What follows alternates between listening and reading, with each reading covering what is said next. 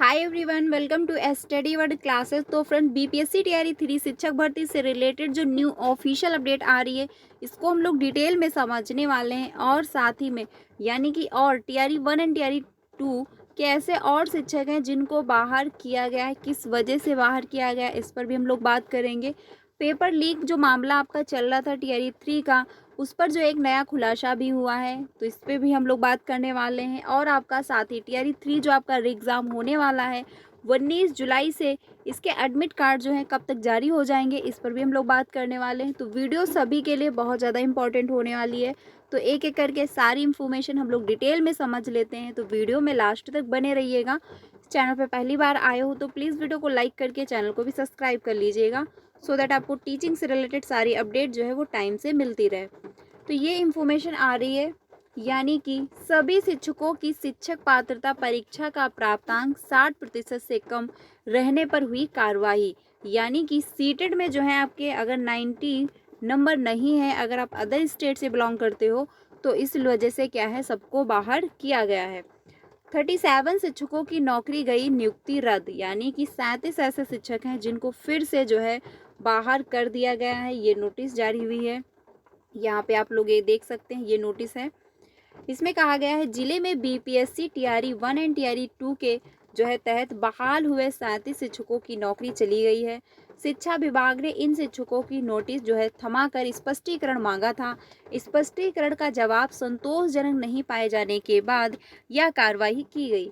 जिला कार्यक्रम पदाधिकारी स्थापना की ओर से जारी आदेश के अनुसार जो है रफीगंज प्रखंड में पदस्थापित 5, औरंगाबाद अनुमंडल में जो है पदस्थापित 6, बरुड़ प्रखंड में जो है पदस्थापित 2, ओबरा प्रखंड में पदस्थापित 3, कटुम्बा जो है प्रखंड में पदस्थापित 4, देव प्रखंड में पदस्थापित 4, और आपका दाऊदर नगर अनुमंडल में जो है पदस्थापित 2, नवी नगर प्रखंड में पदस्थापित 6, जो आपके मदनपुर जो है प्रखंड में पदस्थापित 3, एवं हसपुरा और गोह प्रखंड में पदस्थापित एक शिक्षक की नियुक्ति को रद्द कर दिया गया है। यानी कि कहाँ पे कितने शिक्षक हैं ये इसमें मेंशन किया गया है। तो 37 ऐसे शिक्षक हैं जिनको फिर से बाहर कर दिया गया है। ये सभी शिक्षक सभी कक्षा 1 से 5 तक 5 में कार्यरत थे।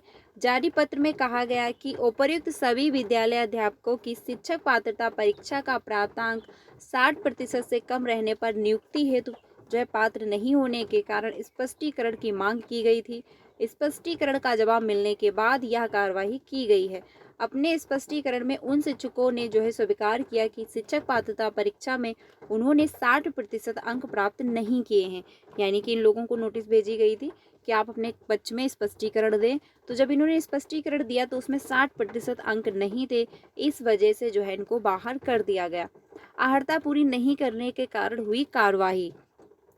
स्थापना डीपीओ के द्वारा जारी किए गए पत्र में लिखा है कि विद्यालय अध्यापक की नियुक्ति हेतु प्रकाशित विज्ञापन के अवलोक में सामान्य श्रेणी के लिए निर्धारित शिक्षक पात्रता परीक्षा की अर्हता पूरी नहीं करते हैं। आवेदन में उन्होंने अंकित किया है कि वह नियुक्ति के लिए सभी आवश्यक अर्हता पूरी करते हैं, जो सही नहीं है। अर्हता पूरी नहीं करने के कारण 37 विद्यालय अध्यापकों की औपबंधिक नियुक्ति रद्द की गई है। इन सभी शिक्षकों की नियुक्ति बिहार लोक सेवा आयोग के विज्ञापन संख्या 27/2023 के अवलोक में हुई है, लेकिन इनके द्वारा उप स्थापित शैक्षणिक प्रमाण पत्रों के अवलोक में यह स्पष्ट हुआ कि उनकी योग्यता विद्यालय अध्यापक के लिए समुचित नहीं है। ऐसी स्थिति में जो है उनकी नियुक्ति रद्द की गई है। तो जिनके अगर सीटेड में 90 नंबर नहीं थे, यानी कि 60% नंबर नहीं थे, उनको क्या है बाहर कर दिया गया है। और ये 37 जो शिक्षक बाहर हुए हैं, ये 1 to 5 के शिक्षक हैं, ठीक है। यानी कि 1 to 5 में जो शिक्षक चयनित थे उनको जो है बाहर कर दिया गया है। शिक्षक नियुक्ति को लेकर पटना हाईकोर्ट का जो है यह आदेश है। यानी पटना हाईकोर्ट का जो आदेश आया था उसी के अनुसार जो है बहुत सारे शिक्षक बाहर हुए हैं। इसमें कहा गया है, पटना हाईकोर्ट ने अपने आदेश में कहा कि बिहार के बाहर के अभ्यर्थियों को शिक्षक पात्रता परीक्षा में जो है 5% की छूट देनी नहीं होगी। इस आदेश के अवलोक में बिहार के बाहर के शिक्षकों की शिक्षक पात्रता परीक्षा में प्राप्तांक 60% से कम रहने पर उनकी उम्मीदवारी निरस्त करने योग्य है। इस मामले में जिला शिक्षा पदाधिकारी के कार्यालय की ओर से जो है जिन शिक्षकों की नियुक्ति रद्द हुई है उनके प्राप्तांक जो है सीटेट परीक्षा में 90 से कम थी। जानकार सूत्रों के मुताबिक औरंगाबाद में बिहार से बाहर के सैकड़ों ऐसे शिक्षक थे जिनके सीटेट में प्राप्तांक जो है 90 से कम आए। सभी शिक्षक जो है बिहार से बाहर के रहने वाले थे और उन्हें नौकरी से हटाने का निर्णय हाई कोर्ट के उस फैसले के आधार पर किया गया जिसमें किसी भी तरह के आरक्षण का लाभ बिहार के बाहर अभ्यर्थियों को देना और गैर कानूनी बताया गया था। हाई कोर्ट के आदेश के बाद इन सभी शिक्षकों को नोटिस जारी किया गया था और अपने संबंध में स्पष्टीकरण देने के लिए कहा गया था।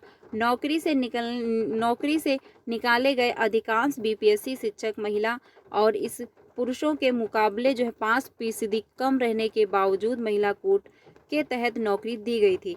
इसके खिलाफ जो है हाई कोर्ट में याचिका दायर की गई थी और हाई कोर्ट में स्पष्ट किया गया कि किसी भी तरह के आरक्षण का लाभ सिर्फ बिहार के राज्य के निवासियों को ही दे है, बाहर के नहीं। यानी बाहर वालों को जो है आरक्षण का लाभ नहीं दिया जाएगा। तो ये नोटिस फिर से जारी हुई, यानी ये जो है 37 ऐसे शिक्षक हैं जिनको 125 से फिर से बाहर कर दिया गया है।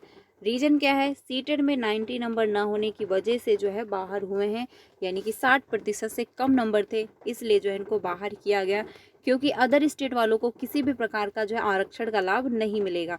तो अगर आप टीआरई 3 का एग्ज़ाम देने वाले हैं और अगर आपके सीटेट में 90 मार्क्स नहीं हैं तो आप पेपर देने मत जाना, क्योंकि जब आप काउंसलिंग के दौरान आप बाहर किए जाओगे, क्योंकि एग्ज़ाम आप दे दोगे, आपका रिजल्ट भी आएगा, लेकिन काउंसलिंग के दौरान आप बाहर कर दिए जाओगे, क्योंकि चयनित शिक्षक अगर बाहर हो सकते हैं तो आप भी बाहर हो जाओगे। अब बात करते हैं पेपर लीक मामले में क्या जो है नया अपडेट है। इसमें कहा गया है कि अभियुक्त जो है गिरफ्तार हुए हैं। उन्होंने बताया कि हर माह संजीव मुखिया इसके लिए उन्हें सैलरी देता था। जो मेन मास्टरमाइंड है वो संजीव मुखिया हैं और किसी से फाइनल का काम करवाता था तो किसी से ज़रूरत के अनुसार अन्य काम करवाता था। अपने करीबी लड़कों को उसने जो है बाइक भी दे रखी थी। नालंदा और पटना जिले में संजीव मुखिया के तकरीबन 30 से अधिक जो है पेड एम्प्लॉय हैं। पेड कर्मचारी के लिए संजीव मुखिया बेरोजगार जो है तेज तरार ज़रूरतमंद और भरोसेमंद युवाओं को अपने नेटवर्क में जोड़ लेता था। सीबीएसई की पूछताछ में जो है रिमांड और जेल में बंद आरोपियों से भी संजीव मुखिया के जो है लोकेशन के बारे में कोई खास जानकारी नहीं मिल पाई है, क्योंकि संजीव मुखिया अभी जो है पकड़े नहीं गए हैं। क्या हैं ये? बाहर ही अभी घूम रहे हैं। गिरफ्तार अभियुक्तों का कहना है कि संजीव मुखिया देश के किसी भी कोने में हो सकता है। वह अक्सर नेपाल भी जाता रहता है। उत्तर प्रदेश, मध्य प्रदेश, राजस्थान, पश्चिम बंगाल, महाराष्ट्र, गुजरात और अन्य कई राज्यों में संजीव मुखिया के अपने जो है कनेक्ट हैं।